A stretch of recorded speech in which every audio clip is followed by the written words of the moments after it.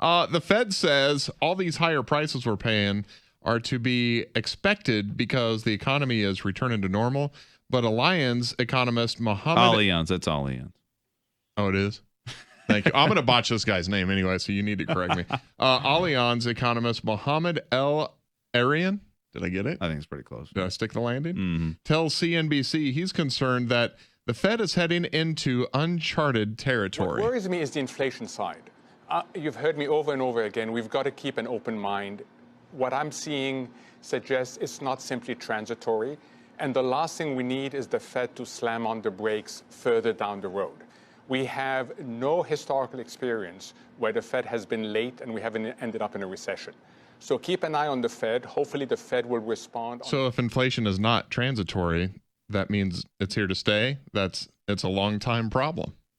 Yeah, I mean, they got to stop printing money out of thin air and giving it to people that aren't working. I mean, I'm sorry to be so bold, but we're just printing it out and giving it everywhere. And it's like the Fed has to stop. The United States government has to stop. Inflation is here right now. Yep. It's not like, oh, well, I think we're going to have inflation. No, go buy a house or try to build a house. We're in the middle of try to buy some lumber. Yeah, exactly. I mean, we're in the middle of, we're probably in the next month or two going to get bids on our new office building. And I'm talking to some contractors and they're like, you better sit down when you get these bids. It's not us. Our labor rates are about the same, mm-hmm. but the materials are through the roof. Yep. And so that's inflation, and it's here. And so you've got the same wage. Did you get a big bonus in the last year or two? No. No, but inflation got it. Right. Yeah, exactly. So I think what he's saying is that, the Fed does have to. Now, what does that mean to you? You have to invest your money. We see so many times folks that come in with, we call it lazy money, just sitting around not doing anything. 200 here, 300, 500. We've seen up over $1 million sitting in cash for years. In cash, money market, right? It could be in an account like at Fidelity, Vanguard, Charles Schwab, or some bank brokerage, but it's not invested. You know why? They don't know what to do. Well, you told me. You was like, what's that cash doing? What are you doing with that? I was like, it's in my account. And you were like, okay, can we do something with that? Yeah, we need to do something with that. What you're doing is allowing the bank to borrow it out to someone else so they can make money off of you. That's what the bank does. They love you.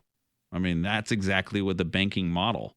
But you need to take that money and invest it conservatively because that's kind of your... No, actually, you need to do that for me. Well, right. But I'm saying invested, it's still yours, right? Your decision. Right. But the point is that cash can invest and be working for you. It's passive income. Yeah. I mean, that's a beautiful thing. People are like, oh, I bought real estate. It's so passive. It's real easy. I've had investment real estate. There's nothing passive about it, right? No, it's hard work. There's a lot of work to do. There's a lot of work to real estate. And then if, you buy it and you got all the paperwork, you close on it, then you got to get contractors in there to clean it, or you're doing it yourself. Then if it's a rental property, you got to get renters. And then when you sell it, you got to go through the whole process again with the paperwork issues. Then so it's not. The only real passive income is if you write a song or a book. Yeah. You just release royalties. It and then you just get the royalty. That's what you need to write a book. Dude. Yeah, that's just write a book. I'll do that in my spare time. Yeah, I've been told by that like 10 times. You need to write a book. And I just look at it and people are like, you're crazy, right? I don't have time for that. So anyways, the point is that, inflation is a real problem and you've got to come up with a plan to figure out. We have a stress test in our financial planning software. We can go in there and we hit a stress test. And then we show inflation goes up by 2 or 3%. A lot of folks run out of money because of inflation. Mm-hmm. And it's like this hidden tax that nobody can do anything about, right? I mean, you can't control it, right? Oh, and then of course you turn on the radio. It's unpredictable. I mean, it is. I know it can be predicted a little bit, but that's why you have to get every dollar working for you, right? And you have to get it working in the right tax manner. That's the other problem. I mean, every single person that pretty much comes in here, we're like, no, stop saving there, save it here. Stop saving there, save it here. Why are you not taking advantage of your 401k benefits at your spouse's work? I don't know. We just never did it. Okay. Start putting 26 grand in there. You got $500,000 sitting in cash in the bank that's not doing anything for you.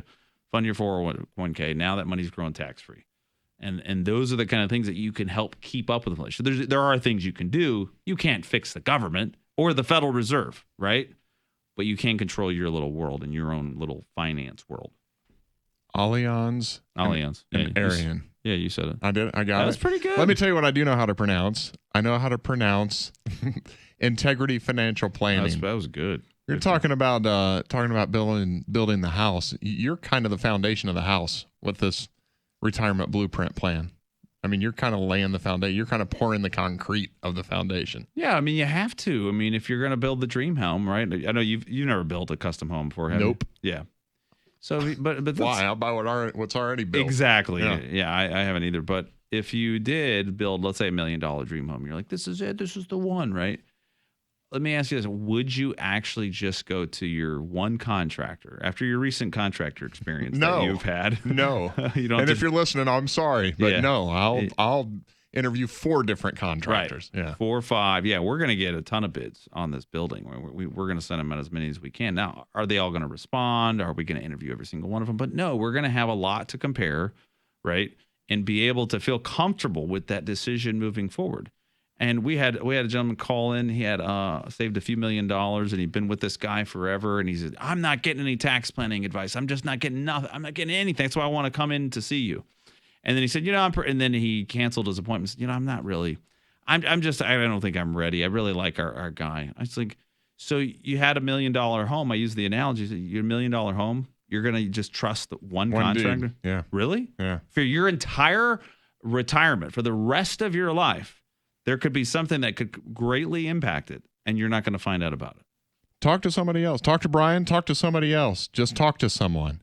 A complimentary retirement blueprint is what we offer here. If you're interested and if you've saved at least $500,000 towards your retirement, here's the number to call: 866-2-PLAN-4, 866-TO-PLAN, and the number 4.